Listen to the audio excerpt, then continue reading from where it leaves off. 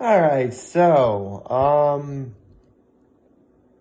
well, my low can be explained in just one simple word. Weather. And I'm not talking about deciding which of the following should I use. No, I mean like the weather outside. Because it literally went in like opposite directions throughout the course of the day. And it was to the point where neither one was remotely pleasant. Seriously, throughout before I left my apartment yesterday, it was like 67 degrees. Pretty good for a morning, right? By the time it was like 10:30, it was like 74 roughly. But it was just so humid. And so we get to like high noon and the rest of the afternoon, and like people are just completely exhausted just by how hot it is. Not like legit heat exhaustion. You get the idea. It was very, very hot yesterday. And then it did a complete 180. And then it just started downpouring, thunder. I didn't see any lightning. If there was lightning, I didn't see any. But there was definitely thunder. And there has to be lightning because lightning comes before thunder. Everyone knows that. So, yeah, thunder, lightning, downpouring rain. Seriously, it got so bad. On my way back here yesterday on the highway, a power line fell on the highway. A power line. It was like up in the air and now it fell to the ground. Traffic had to be stopped in order for people to drive slowly over the power line. It was insane. I'm like, why is the weather like this now? Like, is there a car? No, the power line fell on the ground. And on top of all that, my car was actually starting to skid a little bit. And the wind got so bad, it was almost blowing my car a little bit. I was beginning to lose a little control of my car, I'm not going to lie. It was pretty bad. But, I made it here, safe and sound. Had myself a couple of BLTs and, went to bed. It was a pretty relaxing evening. My high was, I got to spend a lot more time with my dad. For the most part, I see my dad every day. But I actually got to spend a little more time than normal, which it really wasn't under favorable circumstances, but, the fact I got to be with him at all is great. Sometimes, I will admit, I kind of take this for granted. But there is going to come a time when I'm not going to have a dad anymore. So, I guess I should probably count my blessings that being with him at all is, pretty good. And my act of kindness was actually doing some of the stuff that my dad asked me to do when I was with him. So, yeah, I guess everything sort of, worked itself out. Although, here's the thing. My father is, dead set on making sure my car is washed. I'm like, he gives me $10, to go wash my car. It's like, you know what, I'll do it on the way home, why not? And that's when it started raining. So, I guess I could probably do it today or something. I don't know. I'll think about it. Oh. Anyway, good morning. Happy Tuesday, everyone. Let's see, what? I'll be honest, I had no idea what I was going to talk about. I kind of thought the weather thing was going to take the vast majority of this. That's the worst sort of because I remember watching Daniel Tosh back when I thought he was funny, and he's doing one of his stand-up specials. Kind of thought that story was going to take the whole hour. was only 5 minutes. Don't really have much else. I mean, obviously, he had like a whole stand-up routine ready to go, you know. And that's actually one reason why I'm like, because I will admit, I've seen a lot of stand-up for sure. And I've thought of doing it before. But I will admit, and this is actually something I explained a little bit in choir, I always really do get kind of nervous in front of a crowd. I mean, I've never had a bad performance in front of a crowd. But throughout that entire time, I cannot shake off that uneasiness you get when you're nervous while you're performing on stage. And I get the feeling being a stand-up comedian could sort of exacerbate that feeling. Because at least with singing, I know I'm good enough to be entertaining. With comedy, I do not know if I could tell enough jokes that make people laugh to satisfy the audience, you know? Then again, I never thought of writing down any jokes I have. And don't get me wrong, I thought of several. And surprisingly, they're kind of clean. I mean, they're so clean, I may just have to sprinkle a swear word here and there just to facilitate some sort of vulgar humor. I shouldn't have to resort to that, but yeah, it's like that clean, I guess. Plus, like, I can never think of jokes like, I mean, even now, I still struggle with coming up with something funny or a witty comeback right then and there. I mean, sometimes it takes so long that the situation's like well already over and it makes me look like a fool, you know? So crazy. But, you know, I do watch a lot of stand-up. I really do.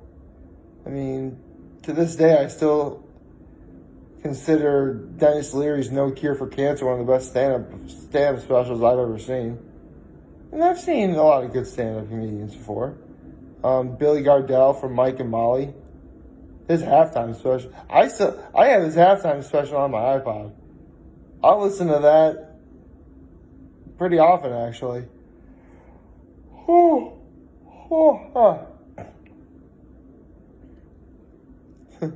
I'll never actually forget the fun. You know what?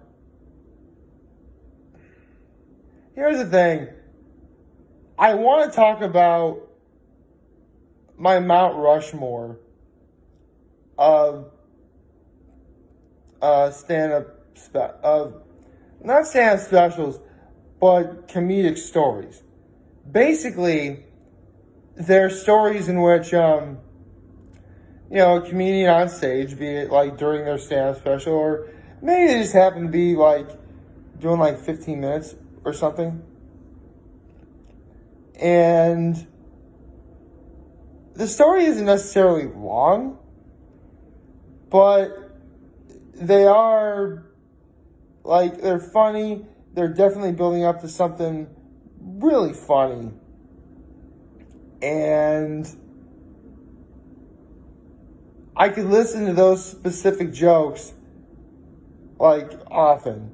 And barely get, I shouldn't say never get tired, because I can hear a joke enough times where, I'm kind of bored with it.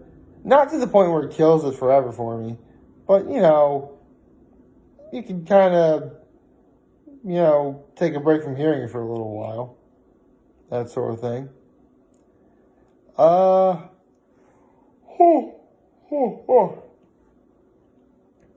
So, the way I see it,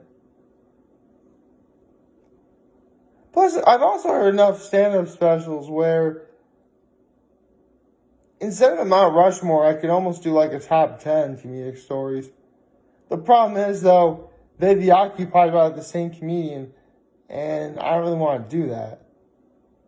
I can't really rank the comedians outright because the story that one comedian has is probably coming from a comedian that's not as funny as someone else who's on the list who's lower, So, yeah, I mean, again, comedy is like really, really super subjective.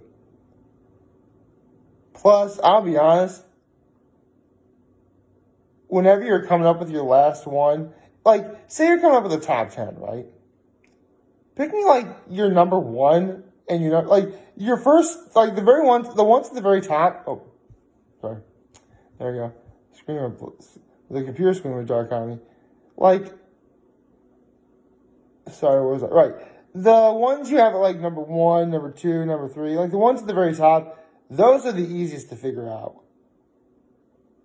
When you get to, like, the bottom, you're legit scrounging around trying to find something that works or something that would legitimately fit in your criteria for what constitutes being in that top 10 or top 5 or maybe even top 20 even. Who knows? So even though I can't for sure do like a top 10, I can definitely do 3 that I listen to. Well,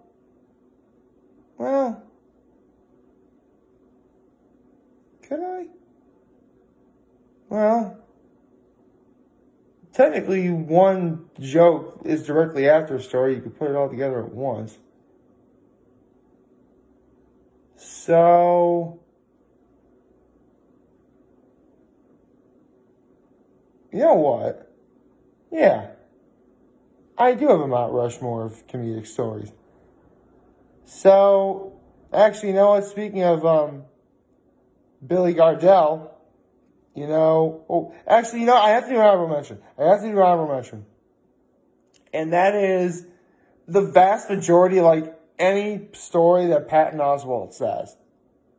Like, seriously, the ham incident, the insanity of faith, the drunkest audience he's ever performed in front of, the one fight that gave him hope. Seriously, I could do a top 10 Patton Oswalt comedic stories alone. And that's why he's not on my Mount Rushmore, because, like, for one, it'd be incredibly obvious, but his comedic stories could probably take up the whole thing. I love Patton Oswalt. Patton Oswalt's awesome. So, yeah, there's my honorable mention. Now, the Mount Rushmore in no particular order. I just mentioned Billy Gardell. And so I got to give that comedic story, or comedic comedic story to, the old couple. / Can You Get Old? Because Can You Get Old, that comes after the old couple. It's on his halftime special, and it's at the very end. So I put them both together because they're essentially the same thing, in a way. Like, they lead, like, directly into another, and that's fine. Actually, a lot. Jeez, now I don't want to put. Hold on. I take that back. Hold on.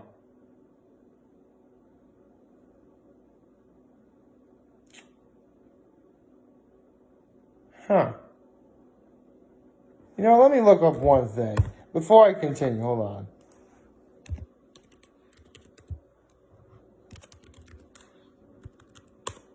If I can just sort of,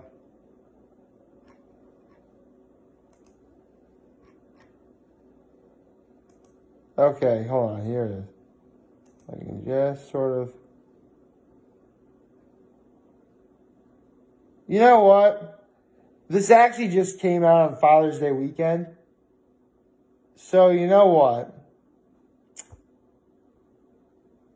I'll do that. So, the first on... So, I'll put Billy Gardell as an honorable mention. I'm sorry. I love Billy Gardell. I don't want to... Man, there's a lot of comedians I like. So, my Mount Rushmore consists of the following. What My Father Taught Me from Brad Williams. The Bookshelf by Randy Feltface. The Gift Basket from Gabriel Iglesias. And finally, The Machine from Bert Kreischer. And I'll put links to the descriptions in all of them below, so you know exactly what they are if you want to hear them yourself. So, yeah, you now know at least my Mount Rushmore of comedic stories that I really could hear, very, very often. Or all the time or whatever. Sorry it took so long to kind of segue to, but again, this is hard to do. I mean, yeah, I could probably always change every now and again, but for sure, this is what I'm going with. At this moment in time, it feels right to do. I certainly don't feel bad. And who knows? Maybe I'll hear something to change my mind and I'll let you guys know. Like, favorite, share, hit the subscribe button, follow me on social player on Twitter, using YouTube. I'm very hungry in this video for all of you guys who are watching. Enjoy for today. Hopefully you have a wonderful, wonderful Tuesday. Remember, if you guys want to talk to channel, is going to be here to lend and always be back. Take care and make good choices. You know, it's funny. There's a guy I know on Facebook who does like top fives. This could almost be like a top five. You know what? I'm just gonna open up that rabbit hole again. I don't want to do that. Take care.